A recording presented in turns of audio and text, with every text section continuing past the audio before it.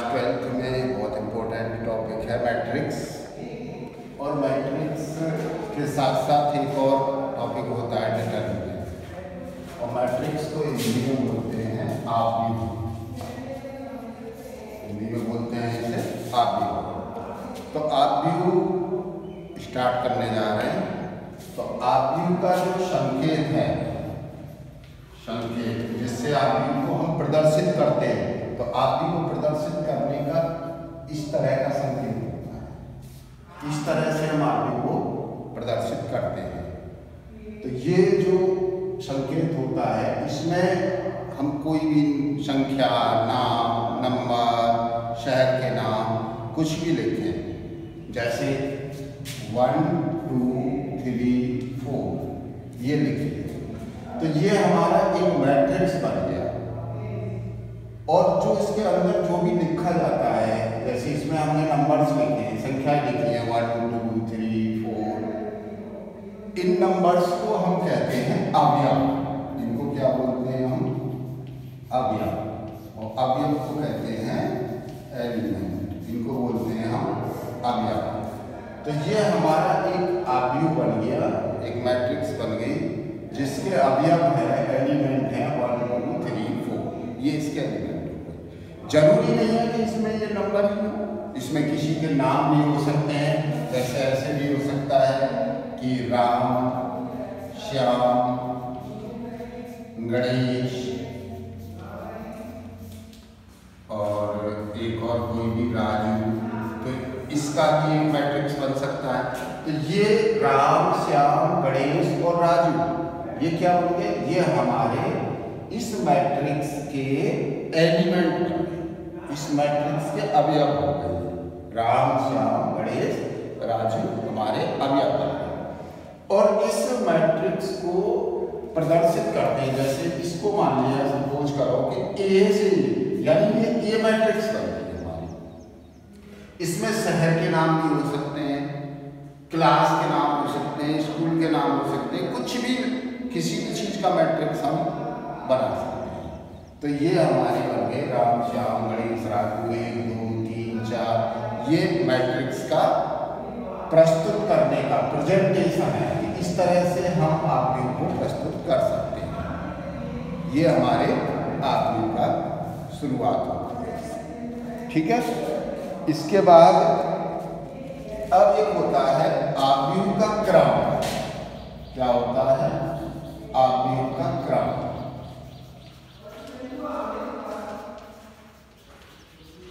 आव्यूह का क्रम का मतलब order of matrix. Order of matrix कैसे निकालते हैं? इसको कहते हैं order of matrix. Order of matrix कैसे निकालते हैं? इसमें देखो 1 2 3 4 वाली मैट्रिक्स में हम क्या देख रहे हैं कि एक तो इस तरह की लाइन है और एक इस तरह की लाइन है।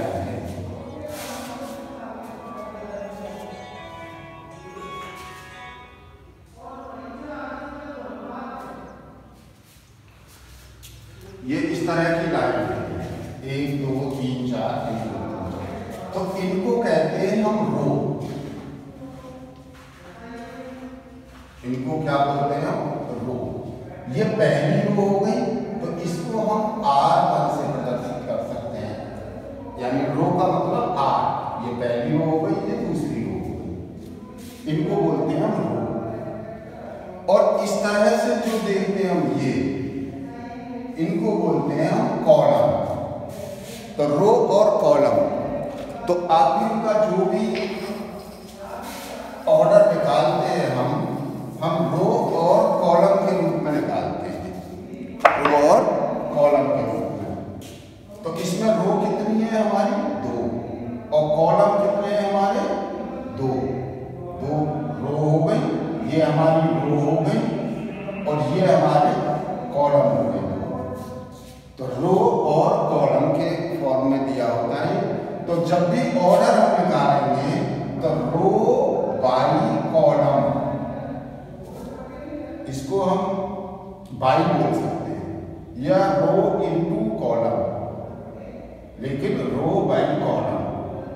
ये हमारे मैट्रिक्स का ऑर्डर निकालते हैं इससे। ये होता है हमारा ऑर्डर ऑफ मैट्रिक्स, यानी आव्यूह का क्रम।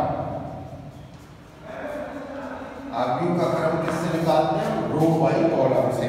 इसका मतलब इस मैट्रिक्स में कितने रो हैं, इसमें अब इसी का निकाल रहे, तो इसमें कितने रो हैं? एक रो ये रहे, ये पूरा रो है, और एक रो ये, तो दो रो हो गई इसमें।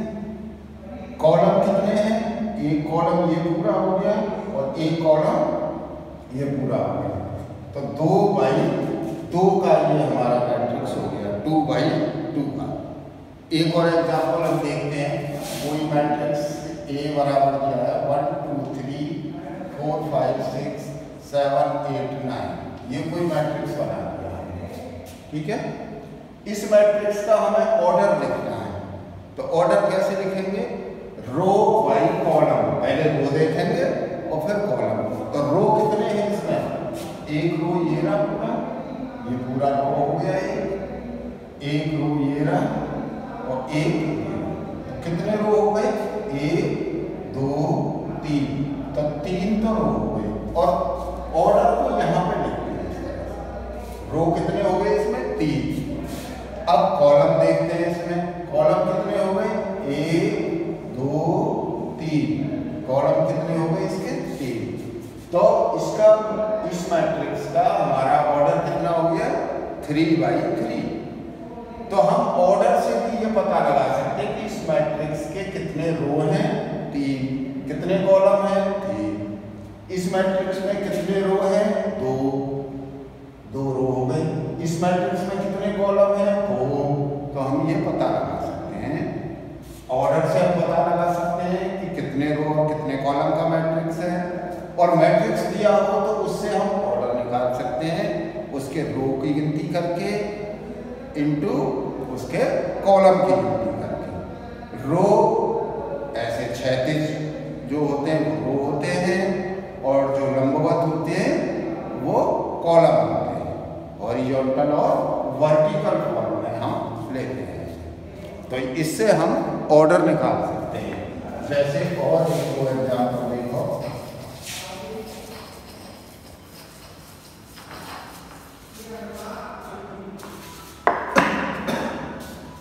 सपोज करो कोई मैट्रिक्स है B, और मैट्रिक्स दे दिया जाए 1 2 3 4 5 6, इसका हमें ऑर्डर निकालना है।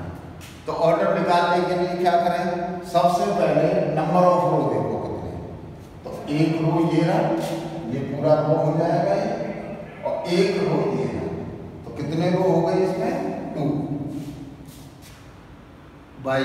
अब कॉलम, नंबर ऑफ कॉलम देखो, 1 2 3, तो 2/3। तो इस मैट्रिक्स का ऑर्डर कितना हो गया? 2/3, क्योंकि इसमें 2 रो हैं और 3 कॉलम है, तो इसका रो हो जाएगा 2/3। अब जब हम ऑर्डर निकाल लेते हैं, अब समझ में आ गया होगा ऑर्डर निकालना। ऑर्डर निकालने के लिए कुछ नहीं करना, मैट्रिक्स के रो को काउंट कर लो और इनटू मैट्रिक्स के कॉलम को काउंट कर लो। उन दोनों को रो बाई कॉलम की फॉर्म में इस तरह लिख देते हैं, तो वो हमारा ऑर्डर ऑफ मैट्रिक्स हो जाता है। अब हमें टोटल अवयव कितने हैं इसमें, टोटल एलिमेंट कितने हैं इसमें किसी मैट्रिक्स में, तो टोटल एलिमेंट निकालने के लिए क्या करते हैं हम कि जो हमारा ऑर्डर आता है उसका मल्टीप्लाई करते हैं। तो जैसे इसका ऑर्डर आया तो इनका मल्टीप्लाई करके कितना आ गया? 6। तो इस मैट्रिक्स में 6 अवयव हो जाएंगे हमारे, 6 एलिमेंट हो जाएंगे। काउंट करें, 1 2 3 4 5 6 एलिमेंट बताया था। इसमें जो भी लिखा रहता है मैट्रिक्स के अंदर, चाहे वो कोई नाम हो, शहर के नाम हो, संख्या हो, स्कूल हो, जो भी लिखा रहता है उसी को अवयव कहते हैं। तो उसको अलग अलग काउंट कर लेंगे, तो जितनी काउंटिंग होती है वो हमारे उसके नंबर ऑफ एलिमेंट हो जाते हैं। नंबर यानी उस मैट्रिक्स के अवयवों की संख्या अगर हमें निकालनी है तो अवयवों की संख्या हम एक तो ऑर्डर का गुणा करके भी निकाल सकते हैं, और उसकी पुष्टि करने के लिए हम इसमें गिनती भी कर सकते हैं। तो इससे हमें पता चल जाएगा कि इस मैट्रिक्स में कितने अवयव हैं। दूसरा यहाँ पे इसका ऑर्डर क्या निकला था 3/3, इसका ऑर्डर क्या आया था 3/3। और इसमें नंबर ऑफ, अगर हम निकालें नंबर ऑफ एलिमेंट यानी नंबर ऑफ एलिमेंट मीन्स अवयवों की संख्या, तो अवयवों की संख्या इसमें हो जाएगी, जो भी हमारा ऑर्डर है उसको मल्टीप्लाई कर लेते हैं तो उससे हमारे अवयवों की संख्या आ जाती है। तो इसमें अवयवों की संख्या कितनी हो जाएगी 9, 3 और 3 को मल्टीप्लाई किया 9 आ गया। तो इसमें अगर हम अब इस मैट्रिक्स में टोटल एलिमेंट देखें कितने हो गए, तो 1 2 3 4 5 6 7 8 9। तो इस तरह से हम दो चीज पता चली हमें इससे, एक तो हम किसी भी मैट्रिक्स का ऑर्डर कैसे निकालते हैं और किसी भी मैट्रिक्स में उसके एलिमेंट की संख्या कैसे निकालते हैं, यानी उसमें अवयवों की संख्या कैसे निकालते हैं।